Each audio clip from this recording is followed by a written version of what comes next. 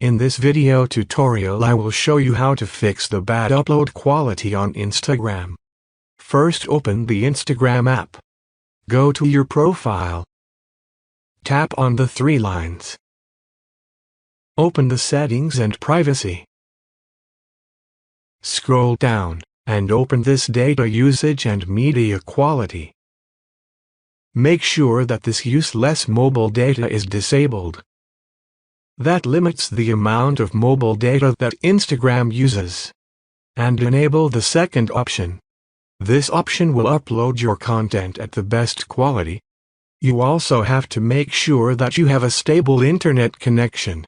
If you had a slow or unstable internet connection, then maybe that is the reason why your uploads were low quality.